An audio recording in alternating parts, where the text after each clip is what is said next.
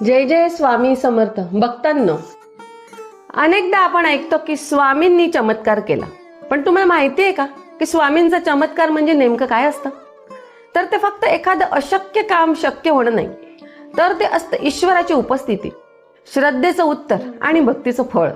तर आजच्या या व्हिडिओत आपण हेच माहिती जाणून घेणार आहोत की स्वामींचा खरा चमत्कार म्हणजे काय आणि तो कधी अनुभवता येतो.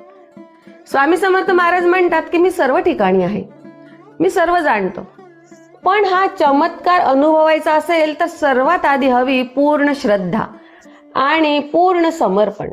स्वामींचे चमत्कार हे नेहमीच भक्ताला अनुभवता येतात. कधी एखाद्या संकटात अचानक मदत मिळते, कधी डॉक्टर हात टेकतात आणि अचानक रोग नाहीसा होतो, कधी निराश मनात अचानक शांतता आणि समाधान येतं. हे सगळं म्हणजे स्वामींचा चमत्कार आहे.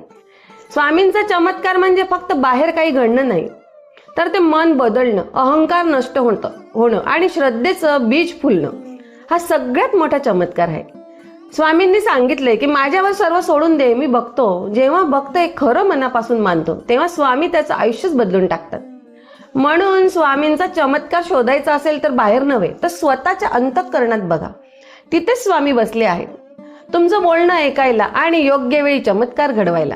फक्त श्रद्धा ठेवा आणि म्हणा की जय जय स्वामी समर्थ.